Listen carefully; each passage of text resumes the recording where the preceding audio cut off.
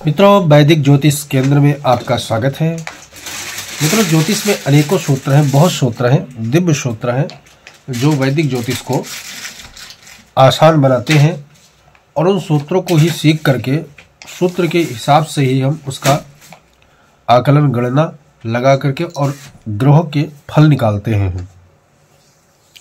चाहे वो भाव बल हो, राशि बल हो, अंश बल हो, युति योग बल हो, ठीक है। इस प्रकार से खडबल इसके सूत्र कहे गए हैं।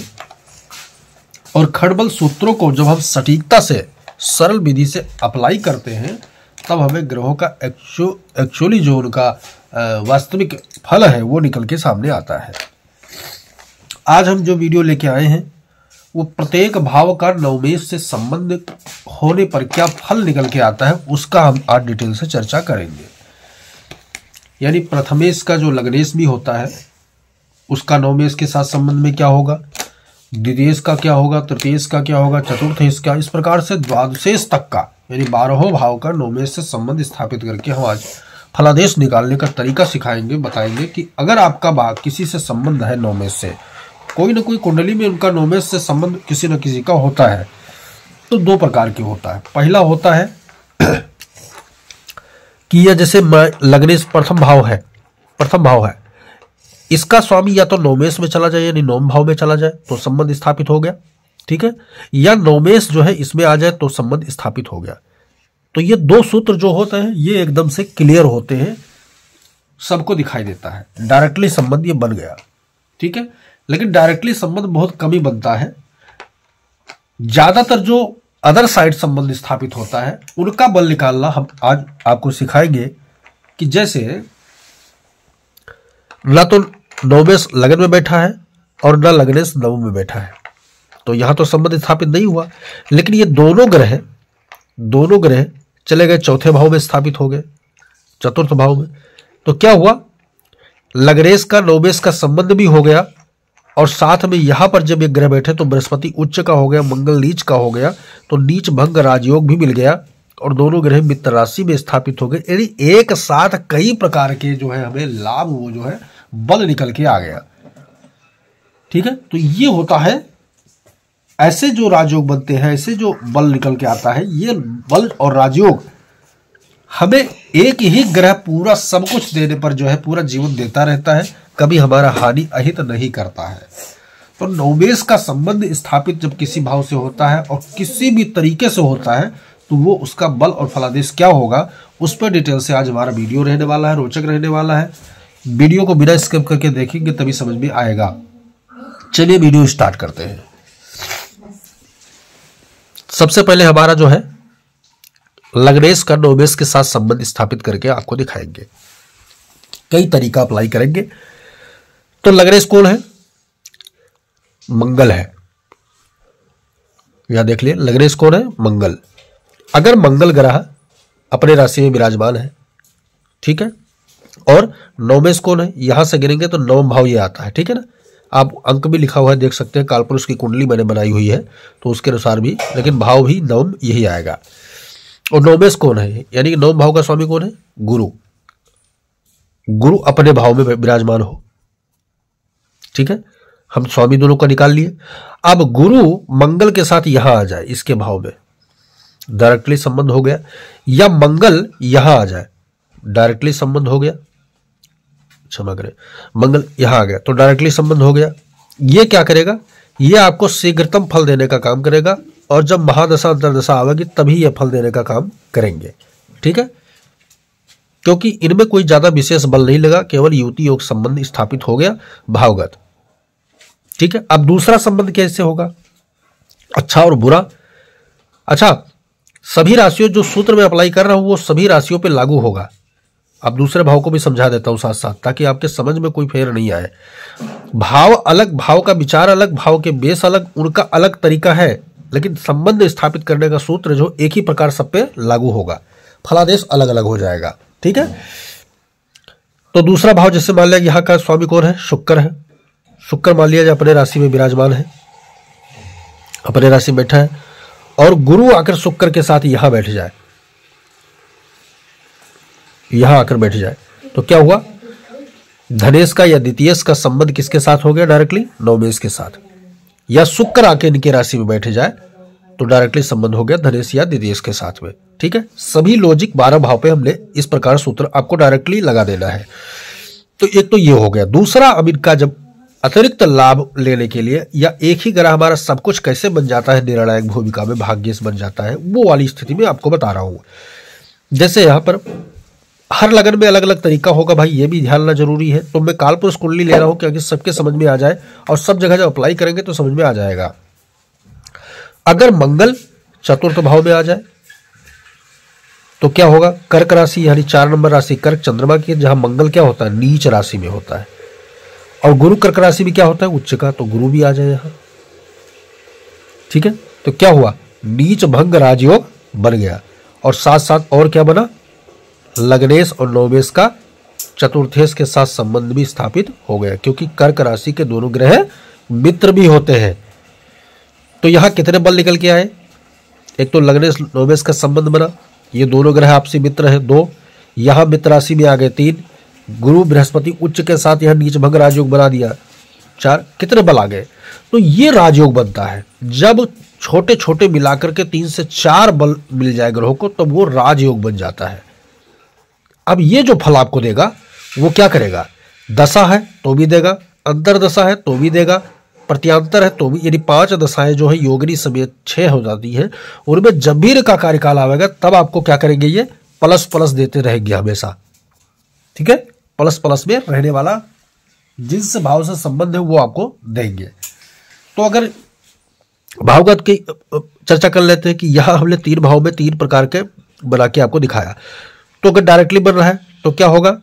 जिस भाव में दोनों युति करके बैठे उसका बल ज्यादा होगा, यानी भाग्य से यहां पर जो के देखा जाए, भाग्य, धर्म है, नियम, कानून, परंपरा, ठीक है, ये सारी चीज ये आपको वसीयत में मिलेगा। ठीक है, धर्माधिकारी, धर्म बट महंत वगैरह जो होता है, पदवी पूर्ण लाभ जो भी सारा है, नवम भाव का जो क्षेत्र है वो आपको मिल जाएगा। और साथ साथ में लगन भाव, प्रतिष्ठा, आचरण, शरीर, मस्तिष्क, विवेक, विचारधारा जो भी है, स्वास्थ्य भी अच्छा आपको यहां मिल जाएगा। लेकिन इनका दोनों का संबंध होकर के चतुर्थ भाव में जब ये चले गए तो साथ साथ आपको क्या मिला? बाता, धन, ठीक है, भूमि, भवन, वाहन, भूमि, भवन, वाहन और जनता यहां चतुर्थ भाव से देखा जाता है। तो इनका संबंध डायरेक्टली आपके साथ जुड़ गया।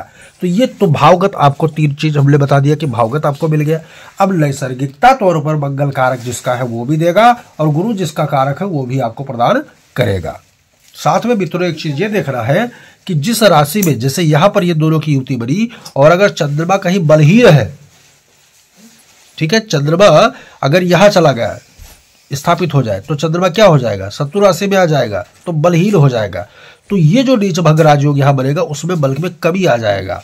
लेकिन चंद्रमा कहीं मित्र राशि में स्थापित है, या उच्च राशि में स्थापित है, या स्वराशि में कहीं मतलब कहीं योग में चला गया, या केंद्र से त्रिकोणस्थ होकर बैठा है, अगर इन भावों में चंद्रमा स्थापित है, भले ही वो शत्रु राशि में क्यों ना हो, तो ही नीच भंग राजयोग जो है पूर्णतया सफल होता है। यह सूत्र आप बिल्कुल कंठस्थ रखना, ध्यान रखना, तभी समझ में आएगा। तो क्या हुआ? मंगल का कारक है, पराक्रम का कारक है, बल का कारक है, पद का कारक है, गरिमा का कारक है, अहम का कारक है, इन सब का कारक है। ये आपको कूट कूट के मंगल अपना देगा। और गुरु संतान का कारक है, धन का कारक है, ज्ञान का कारक है, धर्म का कारक है, इनका कारक है, ये आपको देगा। ठीक है, अगली बात अब करते हैं दूसरे भाव की। दूसरे भाव में हमने डायरेक्टली संबंध स्थापित करके बता दिया। दूसरा भाव क्या होता है? वाणी का होता है, कुटुंब का होता है, परिवार का होता है, धन के संग्रह का होता है। नवम भाव को हमने बता ही दिया। तो इनका संबंध होने पर आपको यह चीज मिलेगा। शुक्र क्या होता है? स्वामी लग्जरियस का स्वामी होता है, सुख का स्वामी होता है, भौतिक का स्वामी होता है, कुटुंब का स्वामी होता है, परिवार का स्वामी होता है, पत्नी का स्वामी होता है, भूमि भवन वाहन का स्वामी वही होता है। तो ये सब शुक्र जब बनाएगा भाग्य इसके संबंध, तो आपको भाग्य के रूप में ये देगा वो। ठीक है, अब जैसे मंगल का अलग स्टेटस से राजयोग बना के हमने दिया, तो वो राजयोग कैसे बनाएगा? अब इन दोनों की युति डायरेक्ट कहां हो जाए? सप्तम भाव में हो जाए, यहां पर हो जाए। ठीक है, या फिर यहां पर हो जाए, तब क्या होगा? जो राजयोग मंगल गुरु मिलकर हमने 3 भाव में समझाया था, वही सिचुएशन शुक्र और गुरु के ऊपर लागू हो गया। अब अंतर इतना ही रहेगा कि मेष लग्न की कुंडली में शुक्र जो है प्रबल मार्केश की स्थिति में है, तो ये क्या होगा? देगा सब कुछ, देगा सब कुछ, लेकिन गुरु और शुक्र आपस में शत्रु ग्रह होने के कारण और मार्केश शुक्र होने के कारण करेगा क्या कि एक समय ऐसा आएगा कि वापसी ले भी लेगा, चाहे गलत तरीके से नष्ट करवा देगा।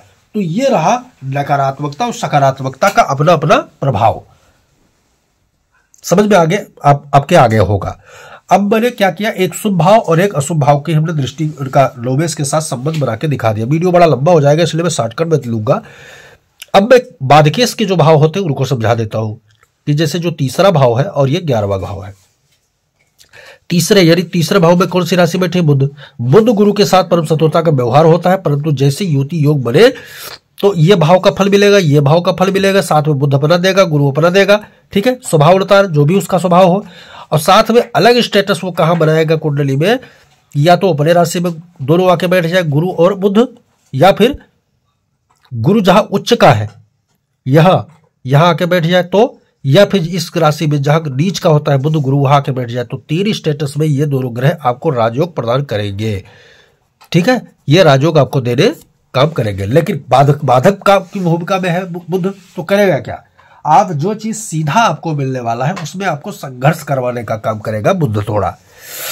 ठीक है, यही काम आपको शनि करने वाला है, क्योंकि एकादशेश बाधक भाव में आता है। तो एकादशेश शनि गुरु के साथ जब संबंध इस प्रकार स्थापित करेगा तो आपको जो भी देगा, शनि किसका स्वामी है? शनि कर्म का स्वामी है, न्याय का स्वामी है, आयु का स्वामी है। ठीक है, ये सब का स्वामी है और निर्माण का स्वामी है। तो इस सब में स्वामी गुरु के साथ जब धन, ज्ञान, बौद्धिक स्तर, धर्म आज सब जुड़ता है तो व्यक्ति क्या करता है, सोच विचार कर कर्म करने वाला होता है।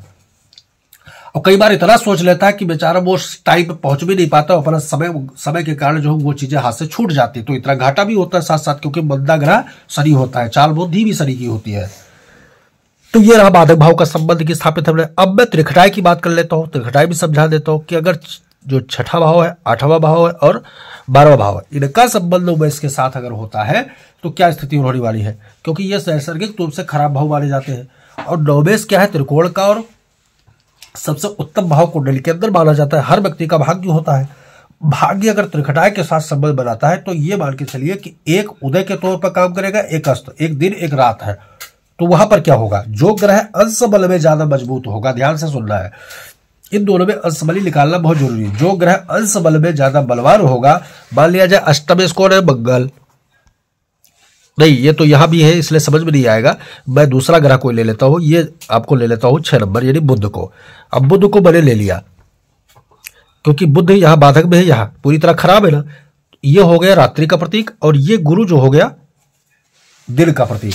अब ये करेंगे क्या, इनमें जो अंश बली ज्यादा होगा, जैसे मान लिया बुध अंश बली में ज्यादा हो गया बृहस्पति से, तो बुध अपने तरफ सारा रुझान गुरु को खींचेगा, भाग्य को अपने तरफ मोड़ने का प्रयास करेगा, यानी गलत तरीके से आपका भाग्य बनेगा। समझ में आ गया होगा।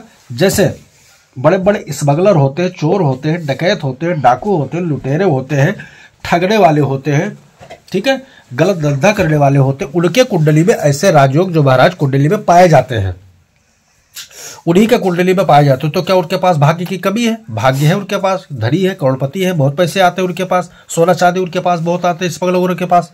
तो ऐसे ये भी एक राजयोग है, बशर्ते ये राजयोग क्या है, अच्छा वाले में नहीं है, लेकिन राजयोग स्थापित करेगा क्योंकि नवमेश के साथ उसका संबंध स्थापित हुआ। यही तो भाग्य है, भाग्य अच्छा भाग्य बुरा, 2 प्रकार के भाग्य होते हैं। तो मित्रों, मैंने आपको क्या है 12 भाव की स्थिति हमने आपको समझाया, शुभ भाव के अंदर त्रिकोणस को भी समझा दिया, मार्केश को समझाया, बाधकेश को समझाया, त्रिखटाई को समझाया, संबंध बना करके इनका फल किस प्रकार होता है वो मैंने समझाया। जो ग्रह अपना नैसर्गिक बल है वो तो प्रदान करते ही, जिस भाव में होते हैं उसका बल देते हैं आपको, उसका लाभ देते हैं, और साथ में जो संबंधी युति योग स्थापित करते हैं उसका लाभ भी आपको देते हैं। अच्छा है, जैसे मैंने गुरु मंगल का बना के बताया तो ये निरंतर आपको अच्छा लाभ देंगे, और त्रिखटाई के साथ अगर और ज्यादा खतरनाक युग बन जाए तो हमेशा क्या करेंगे, गलत तरीके से आपको लाभ कमाने का काम करेंगे। तो मित्रों, वीडियो पसंद आए तो इसको लाइक कीजिए, शेयर कीजिए, सब्सक्राइब कीजिए और बेल आइकन का बटन जरूर दबाइए ताकि हमारा नया लेटेस्ट वीडियो आप तक जरूर पहुंचे।